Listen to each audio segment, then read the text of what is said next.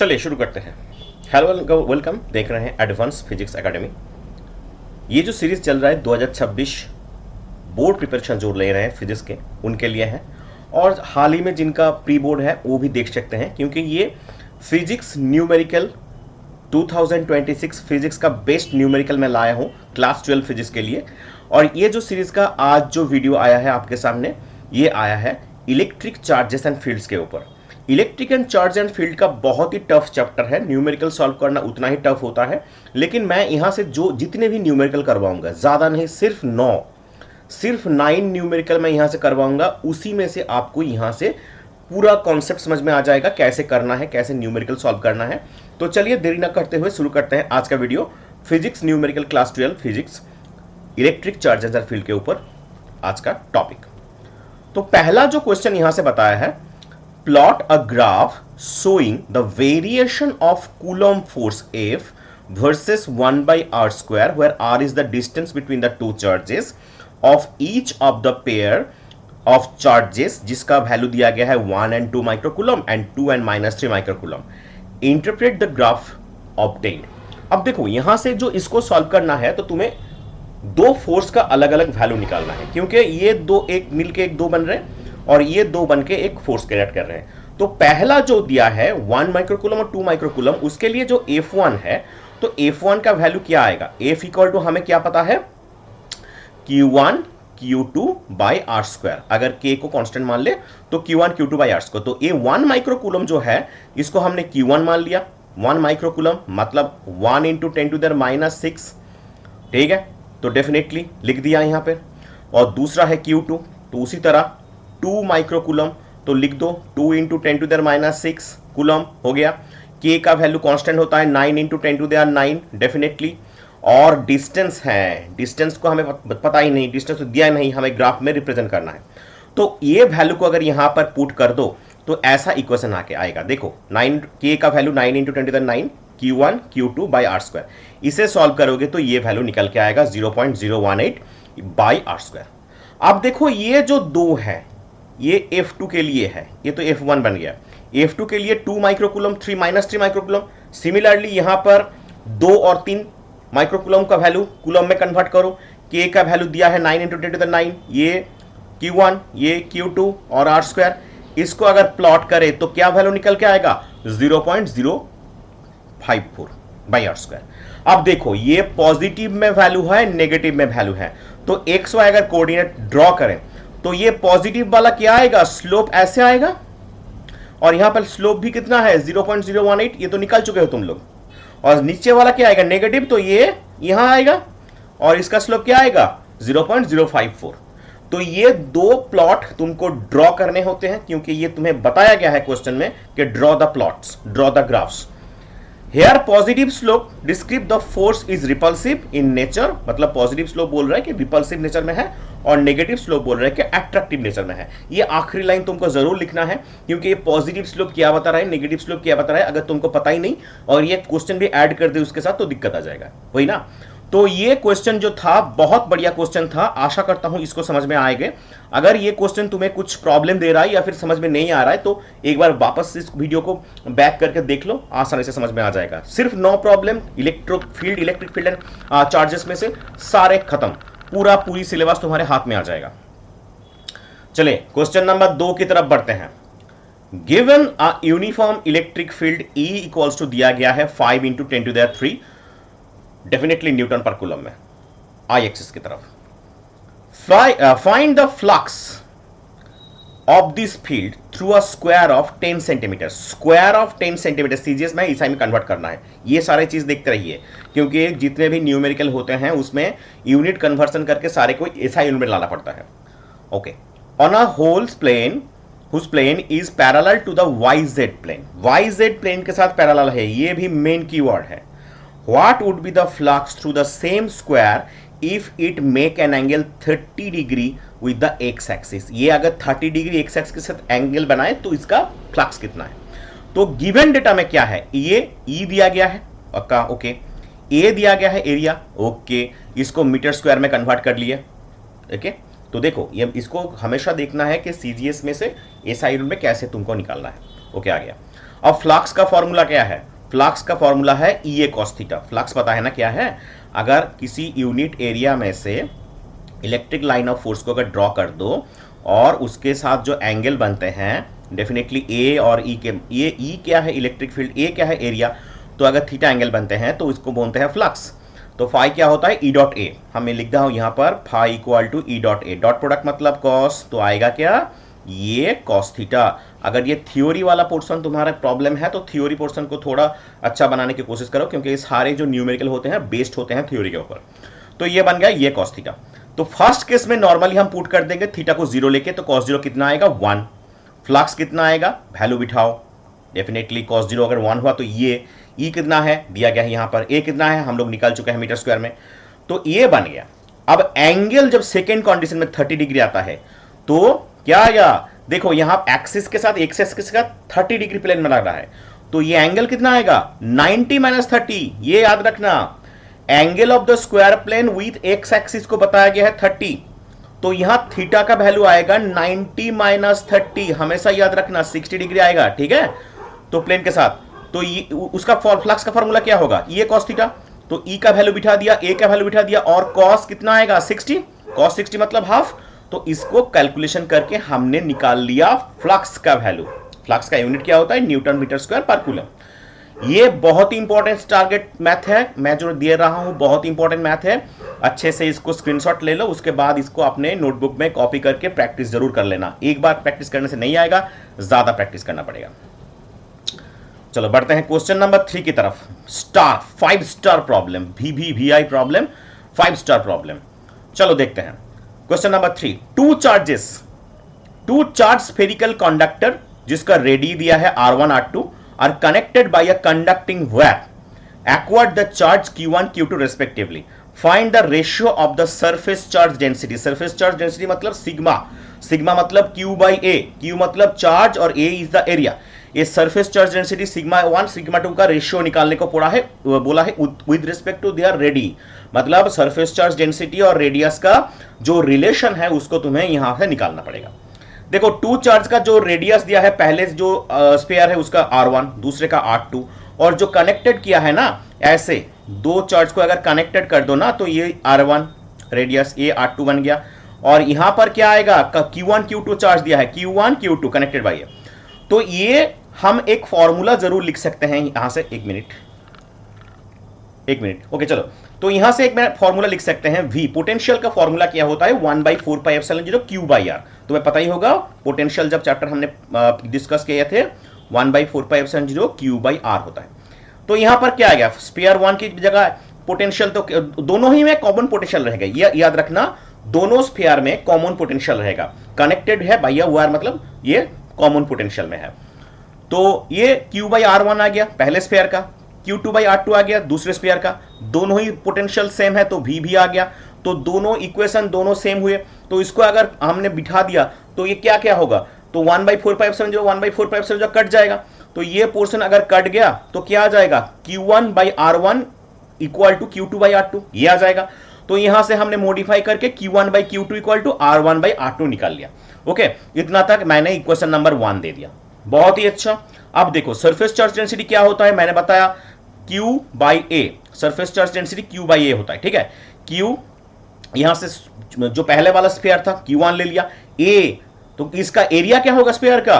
4πr1 square, क्योंकि R1 radius था ना, तो इसका क्या बनेगा? 4πr1 square. तो लिख दिया यहां पर सिग्मा 1। सिमिलरली इसके लिए क्या बनेगा? सिग्मा 2, ये सिग्मा 1 था, सिग्मा 2 क्या बनेगा? Q2 by 4πr2 square, area 4πr square होता है। तो सिग्मा 1 सिग्मा 2 ले लिया। अब देखो ये Q1 by Q2 equal to R1 by R2 था, और ये Q1 और सिग्मा 1 और सिग्मा 2 का वैल्यू निकाल लिया हमने यहां से। तो सिग्मा 1 और सिग्मा 2 का अगर रेशियो निकाले तो क्या क्या निकल के आएगा? देखो 4π कैंसिल आउट होकर चला जा रहा है, तो क्या आएगा? Q1 बाई Q2 और R2 बाई R1 का होल स्क्वायर, या फिर R2 square by R1 square लिख सकते हो। देखो यहां से एक नंबर इक्वेशन से क्या आया था? Q1 by Q2 equal to R1 by R2, तो ये Q1 बाई Q2 यहां से मिला, तो इसके बदले हम लोग क्या लिखेंगे? R1 बाई R2, और ये जैसे था वहां बिठा दिया। तो Q1 बाई Q2 की जगह आ गया R1 बाई R2, और जैसे R2 square by R1 square था। तो देखो एक एक तो कट जा रहा है, मतलब यहां क्रॉस देखो एक एक तो कट जा रहा है, तो क्या निकल के आएगा, sigma 1 by sigma 2 equal to R2 by R1। बहुत ही VVI न्यूमेरिकल है, 5 स्टार न्यूमेरिकल है, अच्छे से करके जाइए क्योंकि ये एग्जाम में आ सकता है। बहुत बहुत बहुत इंपॉर्टेंट वीडियो मैं ला रहा हूं इसके लिए। चलो तो चलते हैं क्वेश्चन नंबर 4 की तरफ। क्वेश्चन नंबर 4 में क्या दिया है, और एक इंपॉर्टेंट न्यूमेरिकल। क्वेश्चन नंबर 4 में बोला है 2 पॉइंट चार्जेस जो प्लस Q और माइनस 2Q है are placed at the vertices of B and C। देखो ये ट्राइंगल का वर्टिसेस में एक प्लस Q चार्ज रखा है और एक माइनस 2Q चार्ज रखा है। इन्हें इक्विलैटरल ट्रायंगल, इक्विलैटरल किसे कहते हैं ये तो बोलने की जरूरत भी नहीं है, क्लास 7 में सीखते हैं हम लोग। 60 डिग्री का करके आता है हर एक angle of sides and given in the figure. Find out the expression for the magnitude. Number 1 magnitude निकालने को बोला है और डायरेक्शन निकालने को बोला है।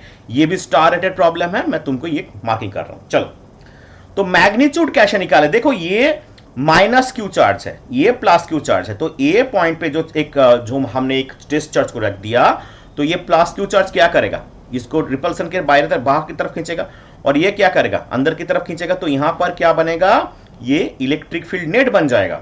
ठीक है, तो यहां पर डॉट डॉट करके ये ए और बी की बजाय हम लोग यहां पर लिख सकते हैं इलेक्ट्रिक फील्ड ए बी के लिए, और इसको हम लिख सकते हैं ए और सी के बीच के लिए। तो ये इलेक्ट्रिक फील्ड नेट बन जाएगा। पहले तो ई ए बी, ए और बी के दरमियान हमको निकालना है। इलेक्ट्रिक फील्ड का फॉर्मूला क्या होता है, E equal to 1 by 4πε0 Q by R square. ये सभी को पता ही होगा, इलेक्ट्रिक फील्ड पॉइंट चार्ज के लिए ये फॉर्मूला रहता है।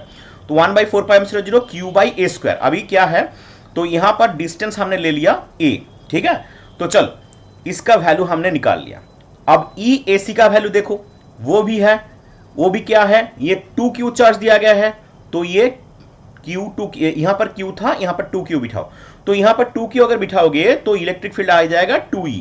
मतलब इलेक्ट्रिक फील्ड का जो नॉर्मल जो इक्वेशन होता है उससे हमको क्या करना है, इसको बिठा के E और 2E निकालें। अब ये इलेक्ट्रिक फील्ड नेट, जो इलेक्ट्रिक फील्ड होता है, इसका फॉर्मूला क्या है, अगर एंगल में है तो ये इलेक्ट्रिक फील्ड नेट का फॉर्मूला है E1 square plus E2 square into 2E1 E2 cos theta. ये नॉर्मली फॉर्मूला हम सभी जानते हैं, क्योंकि नेट इलेक्ट्रिक फील्ड कैलकुलेशन हमें सबको करना ही होता है। तो E1 क्या निकल के आया, E, और E2 क्या निकल के आया, 2E। तो ये देखो यहां बैठा दिया 2E1 E2, और cos यहां पर 120 आ रहा है। ये एंगल कितना बना, 120। तो ये एंगल जो है इसके लिए माइनस हाफ होता है। अगर इसको कैलकुलेशन करें तो ये आ जाएगा E√3, और ये 1 बाई 4πε0 क्या है, ये E का वैल्यू हमने बिठा दिया कहां से, नॉर्मली ये जो E वैल्यू है इसका वैल्यू हमने बिठा दिया 1 by 4πε0 Q√3 by A square. तो ये था मैग्नीट्यूड का वैल्यू। अब निकालना है डायरेक्शन। देखो डायरेक्शन अगर निकालना है तो डायरेक्शन फॉर्मूला पता होना चाहिए। डायरेक्शन का हमने निकाल लिया tan अल्फा। ये हमेशा देखो, ये मैग्नीट्यूड और डायरेक्शन का जो न्यूमेरिकल आता है इसका फॉर्मूला सिंपल याद रखो, इसके ऊपर ही पूरा न्यूमेरिकल बनता है। tan alpha E sin theta by E1 plus E2 cos theta. तो यहां पर E जो ए बी आया है, तो ये 120 डिग्री तो हमने निकाल चुके हैं, तो ये निकल के आया, सिर्फ E का E लिख दिया, और sin 120 का वैल्यू आ गया 3√2 और ये E ए सी कितना निकल गया था, 2E लिख दिया। E ए बी कितना आया था, E, और cos 120 का वैल्यू आता है माइनस हाफ। तो इसको निकालोगे √3/3, तो √3/3 तो एक तो 1/√3 हो जाएगा। √3 मतलब क्या, √3 इंटू √3 ना, तो डेफिनेटली नीचे √3 आ जाएगा, तो 1/√3 बन गया। ये tan 30 का वैल्यू होता है, फिर tan कैंसिल होके अल्फा मतलब 30 डिग्री। ये आ गया डायरेक्शन। ये बहुत ही इंपॉर्टेंट न्यूमेरिकल है, वीवीआई न्यूमेरिकल है। अगर कुछ समझ में दिक्कत आए, कमेंट बॉक्स खुला हुआ है तुम लोगों के लिए, कमेंट जरूर करते रहियो। जितना ज्यादा कमेंट करोगे उतना ज्यादा ही तुमको मैं सहायता कर पाऊंगा। चलिए क्वेश्चन नंबर बढ़ते हैं 5 की तरफ। 2 point charges plus 3Q minus 4Q are placed at a vertices B and C in an equilateral triangle ABC। उसी तरह के न्यूमेरिकल है। देखो यहां पर सिर्फ चार्ज को हमने बदल दिया और कुछ नहीं, सिर्फ चार्ज को बदल दिया, और बोला है इक्वेटोरियल ट्रायंगल में मैग्नीट्यूड निकालो और डायरेक्शन निकालो, सेम टू सेम। इसका हमने जो सॉल्यूशन दे दिया है, अगर चाहो तो स्क्रीनशॉट ले सकते हो, अगर ना चाहो तो खुद से न्यूमेरिकल सॉल्व करो और कमेंट बॉक्स में बताओ कि ये हुआ या नहीं हुआ, क्योंकि ये बहुत ही एकदम कॉपी पेस्ट न्यूमेरिकल है क्वेश्चन नंबर 4 की तरह। तो ये एक बहुत इंपॉर्टेंट टाइप न्यूमेरिकल है, इस टाइप के न्यूमेरिकल बन सकते हैं 2026 के लिए। तो एक बार इसका स्क्रीनशॉट ले लो और ये डायरेक्शन मैं दे रहा हूं, इसका स्क्रीनशॉट पूरा ले लो और ये डायरेक्शन कैसे निकालना है, मैग्नीट्यूड कैसे निकालना है, मैं पिछले वीडियो में बता चुका हूं, पिछले क्वेश्चन में बता चुका हूं। चलो बढ़ते हैं क्वेश्चन नंबर 6 की तरफ। और एक important question, consider two hollow concentric sphere S1 and S2 enclosing charge 2q and 4q। देखियो दो स्फीयर है, एक है S1 और एक है S2, यहां पर दिया है, और इसमें 2q चार्ज है, ये बाहर वाले में 4q चार्ज है। यहां पर जो डायग्राम है ये हमने डिस्कस कर दिया। अब क्या निकालना है यहां से, find out the ratio of the electric flux through them, उसके बीच का जो इलेक्ट्रिक फ्लक्स का रेशियो निकालना है। How will be the electric flux through the sphere S1 change if the dielectric constant epsilon is introduced in the space inside the S1 in place of air। अगर इन दोनों के बीच में air की बजाय कोई डाइलेक्ट्रिक मीडियम को रख दे तो उसका फ्लक्स का कितना चेंज आएगा वो भी निकालना है, ठीक है वो भी निकालना है। चलो तो हमें रेशियो ऑफ फ्लक्स पहले निकालना है। तो रेशियो ऑफ फ्लक्स निकालने का फॉर्मूला क्या होता है, फ्लक्स Q बाई एप्सिलॉन, ठीक है बहुत बढ़िया। तो S1 φ1 जो निकल रहा है S1 के लिए, तो क्या आएगा 2q बाई एप्सिलॉन 0। क्यों, ये चार्ज क्या था 2q था पहले के लिए, बढ़िया। दूसरे के लिए कितना आएगा 2q प्लस 4q, क्योंकि बाहर वाले में टोटल चार्ज है ना, तो ये अंदर वाला जो स्पेयर है उसका चार्ज और बाहर वाले का चार्ज, इसलिए ये दो ऐड हो रहा है। तो क्या आएगा 6q बाई एप्सिलॉन 0। आप φ1 बाई φ2 कर दो, इनका रेशियो मतलब एक वैल्यू आ गया और दूसरा वैल्यू ये आ गया, तो ये दोनों का रेशियो अगर कर दो तो क्या आएगा 3:1। तो ये था फ्लक्स का रेशियो, ये था फ्लक्स का रेशियो। अब क्या बताया है कि अगर डाइलेक्ट्रिक मीडियम वहां पर बीच में डाल दो तो क्या इक्वेशन निकल के आएगा, डाइलेक्ट्रिक मीडियम अगर डाल दो Q1 चार्ज में, देखो कहां पर बताया है S1 जो स्फीयर है जो 2q चार्ज लेके बैठा है, तो पहले तो ये तो इसका फ्लक्स था। अब डाइलेक्ट्रिक मीडियम में 1 बाई एप्सिलॉन r यहां मल्टीप्लाई हो जाएगा, क्योंकि एप्सिलॉन r यहां डाइलेक्ट्रिक कांस्टेंट बताया गया है। तो ये इक्वेशन बन के आएगा φm equal to 2q by epsilon 0 जितना था और उसके साथ 1 बाई एप्सिलॉन r। ओके, ये था electric flux through the sphere S1 decrease हो रहा है क्योंकि 1 बाई एप्सिलॉन मल्टीप्लाई हो रहा है as a inversely proportional introduce in the electric dielectric inside. अगर डाइलेक्ट्रिक को इनसाइड में इंट्रोड्यूस करोगे तो इलेक्ट्रिक फ्लक्स क्या होगा, डिक्रीज हो जाएगा। समझ में आया? तो ये था। चलो अब बढ़ते हैं क्वेश्चन नंबर 7 की तरफ। 2 point charges 4 coulomb microcoulomb and 1 microcoulomb are separated by a distance 2 metre in the air। देखो दो चार्ज को हमने लिख दिया, एक तो है 4 माइक्रोकुलम और एक है +1 माइक्रोकुलम, ये भी +4, और 2 मीटर के डिस्टेंस में एक इसको रखा है हमने, ठीक है बहुत बढ़िया। Find the point of line joining charges at which net electric field of the system is 0। अब Q1 Q2 तो दे दिया है, यहां पर हमने देख लिया 4 माइक्रोकुलम 1 माइक्रोकुलम डिस्टेंस भी दे दिया है, तो इलेक्ट्रिक फील्ड E1 निकालो। अब एक मिडिल पॉइंट पे मान लो एक डिस्टेंस पे है, ठीक है, एक डिस्टेंस पे एक मान लो पॉइंट P, इसको हम पॉइंट P लिख देते हैं। तो ये डिस्टेंस कितना आएगा, टोटल 2 था तो ये 2 - x आ जाएगा ना। तो चलो पहले इलेक्ट्रिक फील्ड का जो फॉर्मूला है उसको निकाल लो जो 4 माइक्रोकुलम चार्ज के लिए है। तो E1 बाई 4 पाई एप्सिलॉन 0 तो कांस्टेंट है, Q by r square, Q कितना है 4 बाई x स्क्वायर, क्योंकि ये डिस्टेंस हमने x पकड़ा है, हो गया।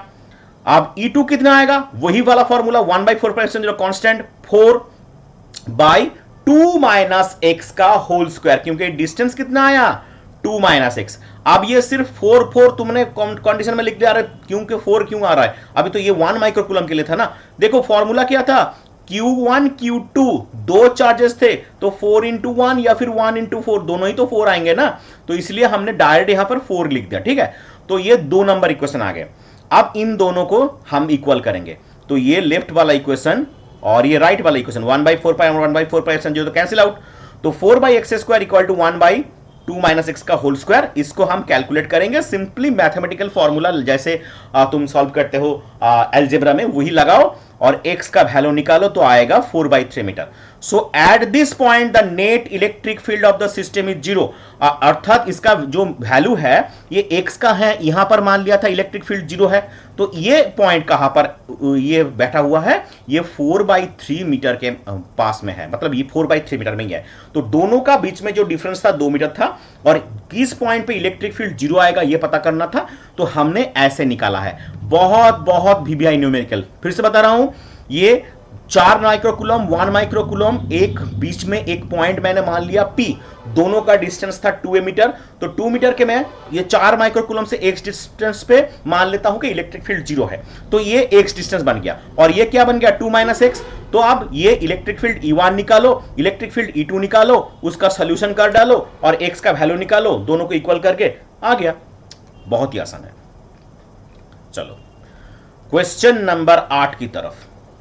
4 चार्जेस 2 माइक्रोकूलम -5 2 एंड -5, ये ABCD में QA QB QB CD ये दिया गया है। Located at the corner of the square ABCD, जो एक स्क्वायर देख रहे हूं यहां पर उसके कॉर्नर में ये है, और इसका साइड क्या है, हर एक साइड 10 सेंटीमीटर का बताया गया है।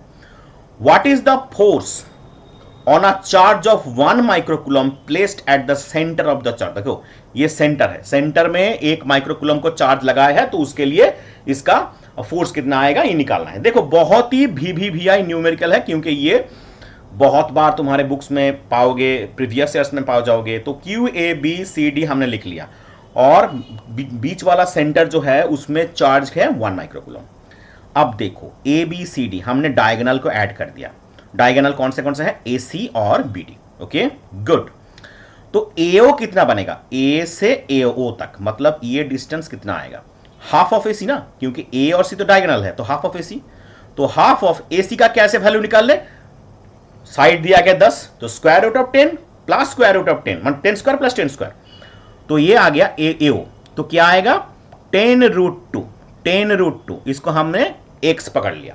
ओके अब देखो ये जो फोर्स, जो force on Q due to charge QA charge है, इसके लिए जो फोर्स पड़ेगा तो उसका वैल्यू तो F1 आएगा। तो कैसे आएगा, 1/4πε0 Q1 Q2/r²। तो ये देखो 1/4πε0 का वैल्यू बिठा दिया, Q कितना है, देखो Q1 का वैल्यू कितना है 2 माइक्रोकूलम, 2 माइक्रो को कूलम में कन्वर्ट कर दिया, मतलब 10⁻⁶। अब ये कितना आया, नॉर्मली 10⁻⁶, और ये डिस्टेंस कितना आया, ये 10⁻⁶ क्यों आप बोलोगे, देखो 1 माइक्रोकूलम बताया था ना, तो इसलिए तो ये 1 माइक्रोकूलम मतलब 10⁻⁶ होता है ना। अब देखो ये हमने एक डिस्टेंस निकाला, सेंटीमीटर में था, उसको मीटर में कन्वर्ट कर दिया, r² होता है, तो इसका होल स्क्वायर बना दिया। सिमिलरली F2 के लिए देखो, F2 मतलब -5 माइक्रोकूलम चार्ज, देखो 1/4πε0 वैल्यू बिठा दिया। अब क्या होगा, ये QC के लिए निकाल रहे हैं हम लोग, ये पॉइंट के लिए निकाल रहे हैं, C का वैल्यू कितना है +2, तो चलो तो इसका वैल्यू भी हमने देखा सेम आ रहा है। सिमिलरली और F3 और F4 निकालो, डेफिनेटली आप देखोगे जो नेट फोर्स होता है QA और QC का दोनों ही इक्वल है, तो ये क्या आएगा 0, और ये जो नेट फोर्स होता है F3 और F4 का, मतलब B और D के लिए ये कितना आएगा, दोनों ही आएगा 9 न्यूटन। तो नेट फोर्स मतलब इक्वल ऑपोजिट फोर्स, दोनों सेम है। तो इसका जो सेंटर मतलब O पे अगर नेट फोर्स कैलकुलेट करने को बोले तो क्या आएगा 0, क्योंकि A और C इक्वल है B और D, ये जो वैल्यू आ रहा है, मतलब इसके लिए F1 F3 F2, ये F1 था F2 था, ये F3 था F4 था, ये दोनों ही सेम आ रहा है, इसलिए ये 0 आ गया।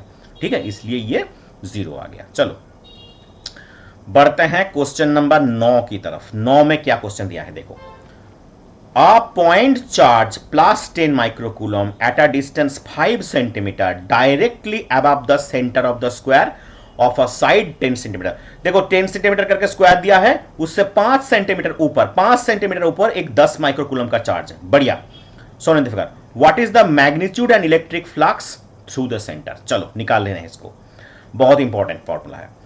फ्लक्स का फॉर्मूला phi = Q/ε0, हम लोग को ये तो पता ही है। तो यहां से मैंने एक स्क्वायर मान लिया, ये देखो, इमेजिन करो एबीसीडी को एक क्यूब की तरह, ये स्क्वायर दिया गया है, इसको हमने क्यूब की तरह हमने इस्तेमाल करेंगे। अगर क्यूब की तरह इस्तेमाल करोगे तो आसानी से निकल जाएगा। तो एबीसीडी यहां स्क्वायर था, अब ये क्या हुआ, क्यूब में कन्वर्ट कर दिया, सभी साइड 10 सेंटीमीटर के। तो चार्ज यहां पर प्लस क्यू को हमने निकालना है। बढ़िया, चार्ज क्यों निकालना है, चार्ज को अगर निकाल सके तो, मतलब चार्ज नहीं, मुझे फ्लक्स निकालना है, तो फ्लक्स निकालना है। चलिए, तो हर एक साइड 10 सेंटीमीटर का दिया गया था, तो electric flux through the square, अब क्यूब की अगर बात करें तो क्यूब का कितना, 6 साइड होता है, तो phi equal to 1/6 Q by epsilon 0। 1/6 जैसा था, क्यू कितना था, डेफिनेटली 10 माइक्रोकूलम, तो 10 माइक्रोकूलम का हमने कन्वर्ट कर दिया कूलम में, और एप्सिलॉन 0 फ्री स्पेस परमिटिविटी, इसका वैल्यू है 8.85 × 10⁻12। तो ये आसानी से निकल गया फ्लक्स। अगर इसको, ये स्क्वायर को हमने इमेजिनरी गॉसियन सरफेस का ये इस्तेमाल करके गॉसियन थ्योरम को अगर लगा दो, गॉसेस थ्योरम का एप्लीकेशन लगा दो, तो ये आसानी से निकल सकता है। गॉसेस थ्योरम में क्या बताया था, phi equal to Q by epsilon 0। तो यहां पर जो हमने पकड़ा है ये क्यूब है, क्यूब का साइड 6 होता है, इसलिए 1/6 क्यू बाई एप्सिलॉन 0। ये नॉन न्यूमेरिकल थे, तो ये बहुत ही इंपॉर्टेंट न्यूमेरिकल होते हैं, जो सारे जो एग्जाम होते हैं उसके लिए टॉप क्लास न्यूमेरिकल होते हैं, ठीक है। तो इसको अगर करके जाओगे तो कोई दिक्कत नहीं आएगा। तो ये था आज का इलेक्ट्रिक फील्ड एंड चार्जेस का न्यूमेरिकल पार्ट। अगर अच्छा लगे तो लाइक और सब्सक्राइब करना जरूर करना, दोस्तों के साथ शेयर कर दो और चैनल के साथ जुड़े रहो, क्योंकि हर रोज वीडियो आ रहा है, एक से ज्यादा तो आ ही रहा है। तो ये बहुत सारे पार्ट चल रहे हैं, एमसीक्यू पार्ट चल रहा है, अगर देखे होगे 3 मिनट्स 3 मार्क्स का एक पार्ट चल रहा है, जहां पर हम बता रहे हैं कि 3 मिनट्स में कैसे जो ऑल डेरिवेशन, जो ऑल इंपॉर्टेंट न्यूमेरिकल होते हैं, 3 मिनट्स में जो इंपॉर्टेंट, जो आने की संभावना हद से ज्यादा है, वो टाइप का क्वेश्चन कैसे सॉल्व करें, ये सारे चीज एक एक करके आ रहा है। अगर नहीं देखे तो ये बाद में दिक्कत आ सकता है। तो इसके लिए चैनल से जुड़े रहिए और दोस्तों के साथ शेयर कीजिए और सब्सक्राइब करना मत भूलिए। Thank you. आज के लिए दिखाई दे दूसरी वीडियो में, तब तक के लिए